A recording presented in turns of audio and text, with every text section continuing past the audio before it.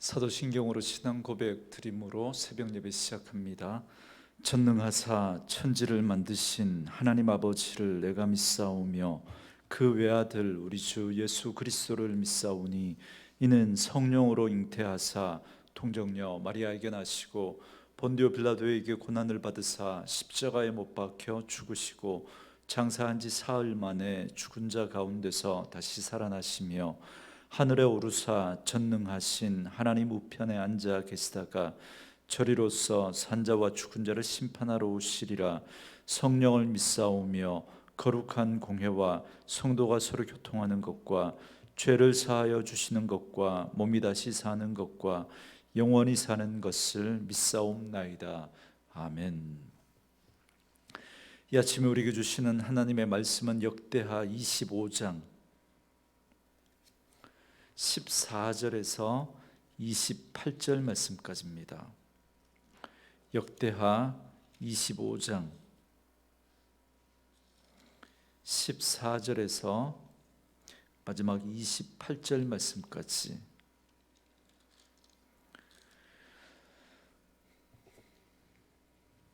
역대하 25장 14절에서 28절까지 우리 말씀 찾으셨으면 한 목소리로 같이 읽습니다. 아마시아가 에돔 사람들을 죽이고 돌아올 때에 세일 자손의 신들을 가져와서 자기의 신으로 세우고 그것들 앞에 경배하며 분향한지라. 그러므로 여호와께서 아마시아에게 진노하사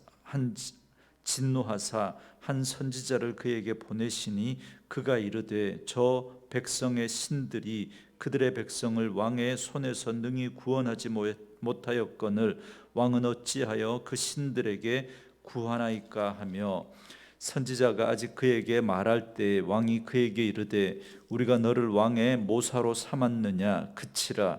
어찌하여 맞으려 하느냐 하니, 선지자가 그치며 이르되 왕이 이 일을 행하고 나의 경고를 듣지 아니하니 하나님이 왕을 멸하시기로 작정하신 줄 아노라 하였더라. 유다 왕 아마시아가 상의하고 예후의 손자 여호아하스의 아들 이스라엘 왕 요아스에게 사신을 보내어 이르되 오라 서로 대면하자 한지라. 이스라엘 왕 요아스가 유다 왕 아마시아에게 사람을 보내어 이르되 레바논 가시나무가 레바논 백향목에게 전가를 보내어 이르기를 네 딸을 내 아들에게 주어 아내로 삼게 하라 하였더니 레바논 들짐승이 지나가다가 그 가시나무를 짓밟았느니라. 네가 에돔 사람을 쳤다고 네 마음이 교만하여 자긍하는도다. 네 궁에나 있으라. 어찌하여 화를 자초하여 너와 유다가 함께 망하고자 하느냐 하나.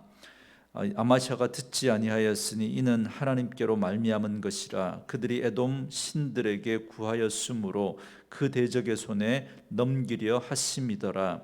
이스라엘 왕 요아스가 올라와서 유다 왕 아마시아와 더불어 유다의 벳세메스에서 대면하였더니 유다가 이스라엘 앞에서 패하여 각기 장막으로 도망한지라. 이스라엘 왕 요아스가 벳세메스에서 여호아하스의 손자 요아스의 아들 유다 왕 아마샤를 사로잡고 예루살렘에 이르러 예루살렘 성벽을 에브라임 문에서부터 성 모퉁이 문까지 400규빗을 헐고 또 하나님의 전 안에서 오베데돔이 지키는 모든 금은과 그릇과 왕궁의 재물을 빼앗고 또 사람들을 볼모로 잡아가지고 사마리아로 돌아갔더라. 이스라엘 왕 요아하스의 아들 요아스가 죽은 후에도 유다 왕 요아스의 아들 아마샤가 15년간 생존하였더라. 아마샤의 이 외에 처음부터 끝까지의 행적은 유다와 이스라엘 열왕기에 기록되지 아니하였느냐. 아마샤가 돌아서서 여호와를 버린 후로부터 예루살렘에서 무리가 그를 반역하였으므로 그가 라기스로 도망하였더니 반역한 무리가 사람을 라기스로 따라 보내어 그를 거기서 죽이게 하고 그의 시체를 말에 실어다가 그의 조상들과 함께 유다 성읍에 장사하였더라. 아멘. 오늘은 함께 읽으신 역대하 25장 14절에서 28절 말씀을 중심으로 아마샤의 배교와 죽음이라고 하는 제목의 말씀으로 잠시 은혜를 나누겠습니다. 어제 우리는 하나님 앞에 정직히 행한 아마샤의 모습을 살펴봤습니다. 그는 영모를 꾀하여 아버지 요아스를 죽인 자들을 처벌하였지만 그러나 그 아들들은 살려줬습니다.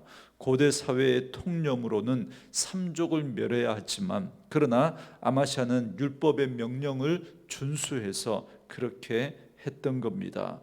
그리고 하나님의 선지자의 말을 따라 돈을 주고 샀던 북이스라엘의 용병들을 다시 돌려보냈습니다. 그래서 에돔과의 전쟁에서 승리를 거둘 수가 있었습니다.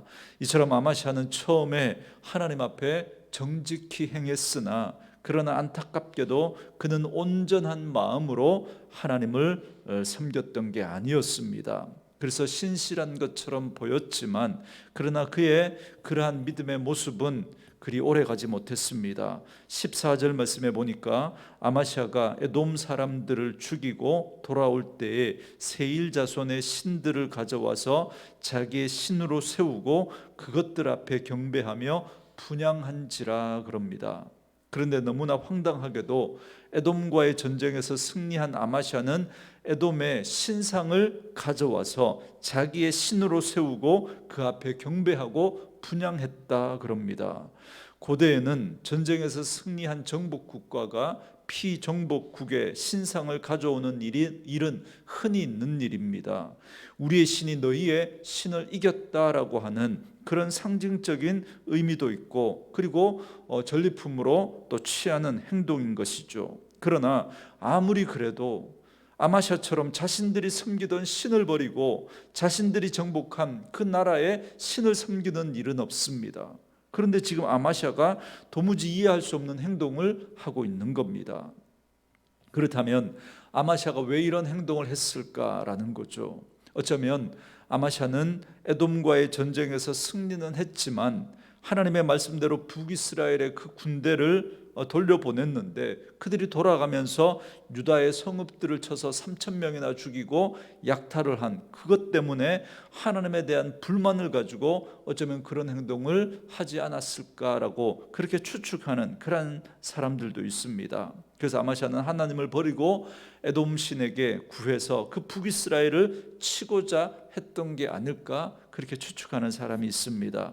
어쨌든 이런 이해할 수 없는 아마샤의 행동에 하나님께서는 한 선지자를 아마샤에게로 또다시 보냅니다. 그는 아마샤에게 자기 백성을 전쟁에서 구하지도 못하는 에돔 신상에게 왜 구하느냐고 그렇게 책망을 하죠. 그러나 아마샤는 선지자를 오히려 협박하며 하나님의 말씀을 전하지 못하게 합니다. 듣기 싫다는 거죠. 그때 선지자는 말하기를 그치면서 왕이 이 일을 행하고 나의 경고를 듣지 아니하니 하나님이 왕을 멸하시기로 작정하신 줄 아노라라고 말을 합니다. 여러분, 선지자가 전해주는 하나님의 말씀을 거부하는 것은 곧 하나님을 거부하는 것입니다. 그렇기 때문에 그건 하나님으로부터 버림받게 되는 이유가 됩니다. 그래서 아마샤는 결국 북이스라엘과의 전쟁에서 패전하게 되고 백성들의 모반에 의해 살해되고 맙니다. 그에 붙인 요아스의 전처를 똑같이 되밟고 있습니다. 여러분, 이 사건은 하나님의 말씀을 버린 자들은 하나님으로부터 버림받게 된다라고 하는 성경의 교훈을 잘 보여주는 사건입니다. 그런데 이걸 하나님의 주권이라고 하는 차원에서 보면 하나님이 버리시기로 작정한 사람은 하나님이 보내신 선지자를 거부하고 하나님의 말씀을 듣지 않습니다. 이제 본문은 아마샤의 비극적인 멸망에 관해서 말씀을 해줍니다. 17절 말씀에 유다 왕 아마샤가 상의하고 예후의 손자 여호아하스의 아들 이스라엘 왕 요아스에게 사신을 보내어 이르되 오라 서로 대면하자 한지라 그럽니다. 아마샤는 북이스라엘의 왕 요아스에게 사신을 보내 대면하자고 합니다. 정상회담을 하자고 한 거죠. 참고로 아마샤의 아버지의 이름이 요아스였는데 당시 북이스라엘의 왕의 이름도 똑같이 요아스였습니다. 아마샤가 요아스에게 대면하자는 건 이전에 돈 주고 샀던 그 북이스라엘의 용병들을 돌려보낼 때 그들이 유다 성읍을 공격한 그 일에 대해서 손해배상을 청구하고 받아내기 위한 회담을 요구했던 겁니다.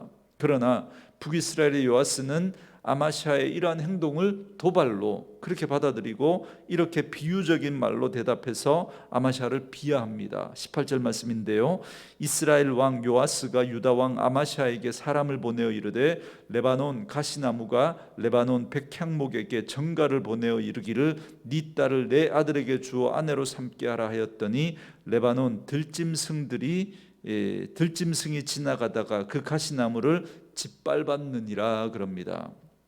그러니까 남유다의 아마샤는 가시나무고 자기는 백향목인데 가시나무 주제의 백향목 같은 데게 대등한 관계처럼 행동한다는 겁니다. 한마디로 말하면 하룻강아지 범 무서운 줄 모르고 덤비다가 큰 코 다친다, 이 말을 한 겁니다.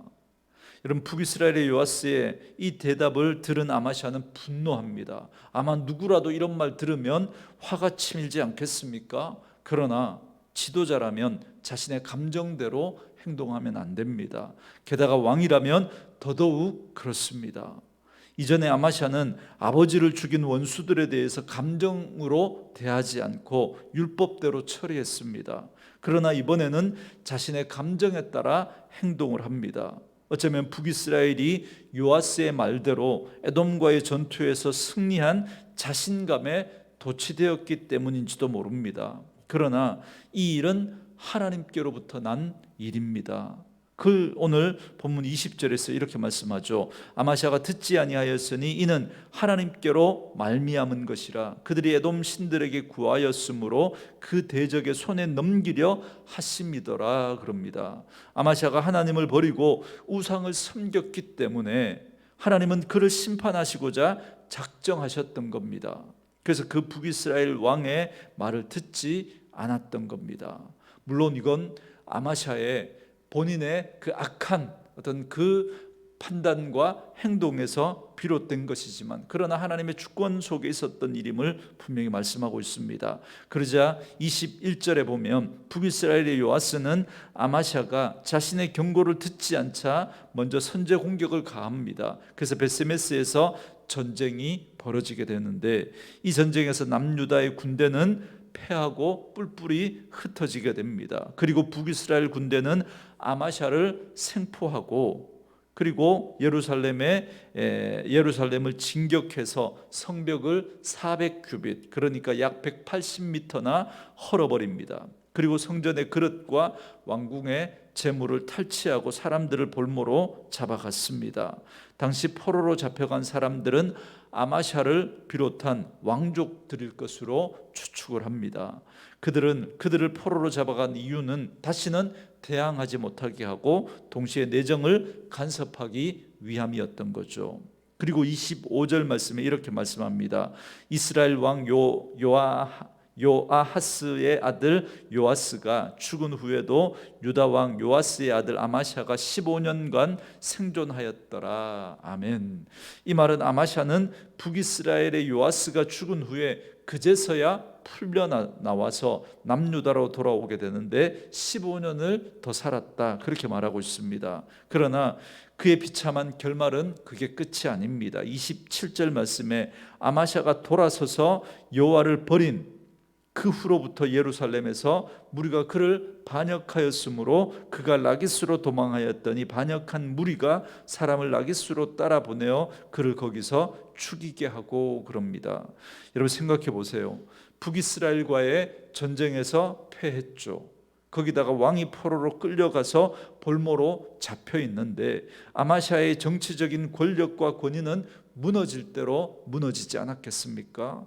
그래서 예루살렘에서는 대신들의 모반이 또다시 일어났고 그래서 아마샤는 라기스로 도망을 가게 됩니다.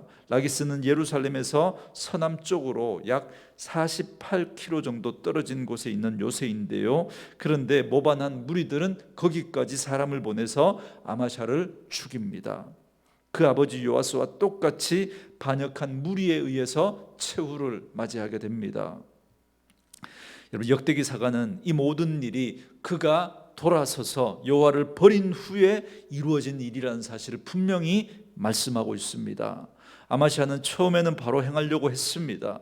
부왕을 살해한 자들을 처단하면서도 율법을 따라 그의 자녀들을 죽이지 않았고, 에돔 정벌에서 선지자의 말에 순종해서 돈으로 샀던 그 용병들, 북이스라엘의 용병들을 돌려보냈습니다. 그래서 하나님이 함께 하심으로 에돔과의 전쟁에서 승리하게 되었습니다. 하지만 승리에 도취한 나머지 에돔의 우상을 가져와서 섬겼고, 그 일로 그는 하나님의 버림을 받아서 결국은 비극적인 최후를 맞이하게 된 겁니다. 여러분, 우리가 지금까지 살펴봤던 역대기에 나오는 이 왕들의 일대기를 살펴보면 언제나 처음에는 잘하다가 선왕이라고 평가받았던 그러한 왕들도 나중에는 하나님 앞에 아름답지 못한, 하나님을 떠나는 그런 모습들을 보게 됩니다. 그런데 왜 그들이 떠납니까? 거의 대부분 다 오늘 이 아마샤와 같이 하나님이 이 은혜를 주시고 하나님이 도와주셔서 잘 되고 나니까 오히려 은혜를 저버리고 하나님을 배신하더라는 겁니다. 여러분, 어쩌면 이것이 우리 인간의 모습입니다. 어려울 때는 하나님을 찾다가도 잘 되고 형통하면 하나님을 버리는 이런 이율배반적인 존재가 바로 우리 인간입니다. 그래서 우리는 잘 될 때, 성공할 때, 풍요로울 때가 진짜 위험한 때라는 사실을 꼭 기억하셔야 합니다. 그때가 정말 중요합니다. 그때 잘 되고 성공했을 때 그 성공과 풍요에 우리가 마음 빼앗기지 않도록 그걸 주신 분이 우리 하나님이라는 사실을 놓치지 않고, 난 그 하나님 없으면 살아갈 수 없다고, 난 그 하나님 없으면 안 된다라고 하는 그런 태도와 자세를 잃어버리면 안 되는 것입니다.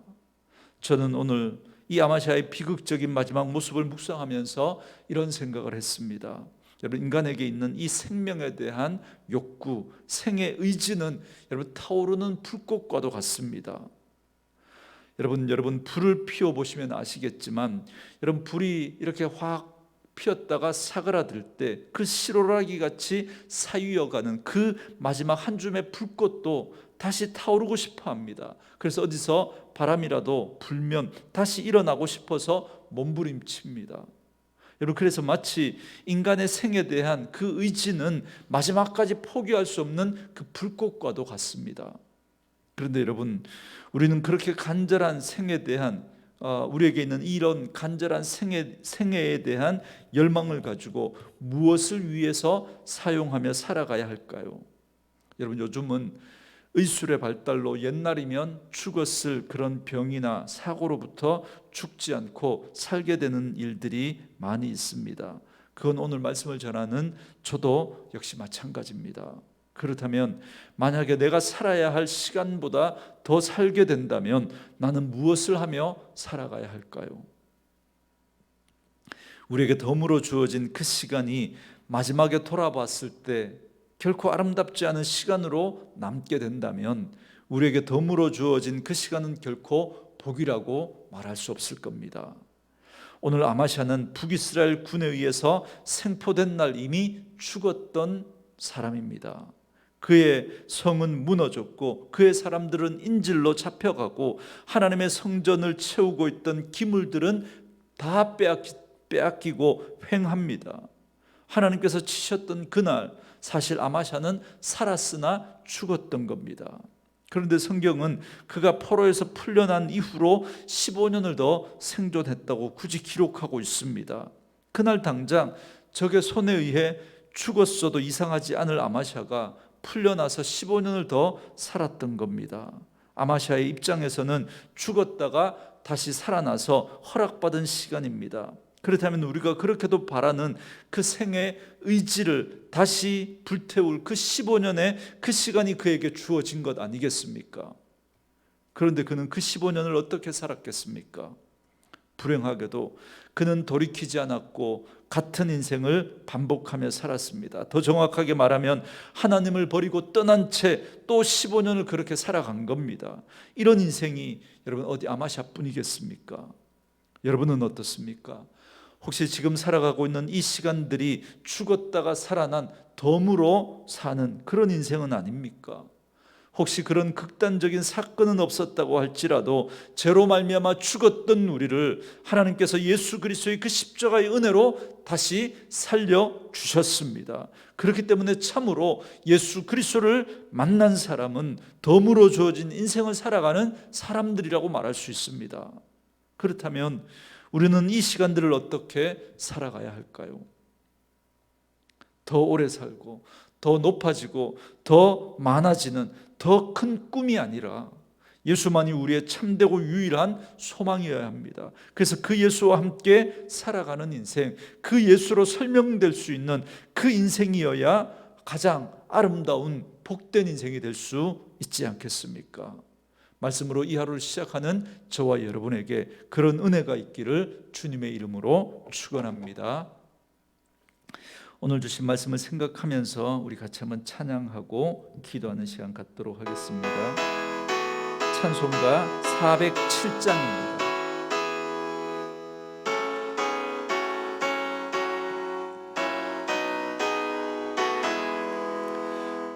구주와 함께 나 죽었으니 구주와 함께 나 살았도다.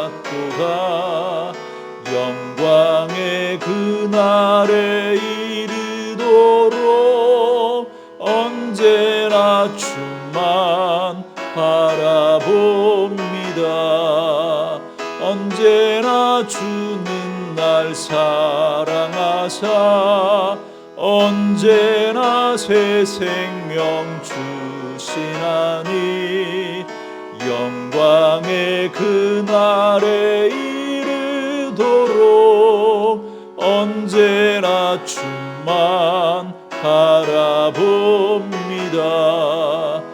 맘속에 시험을 받을 때와 무거운 근심이 있을 때에 주께서 그때도 같이 하사 언제나 나를 도와주시네.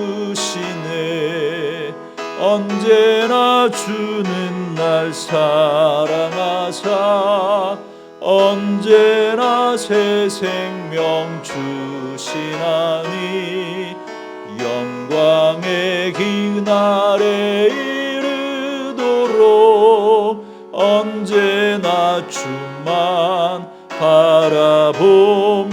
4절입니다. 힘들 때 주 못 고칠 질병이 아주 없네.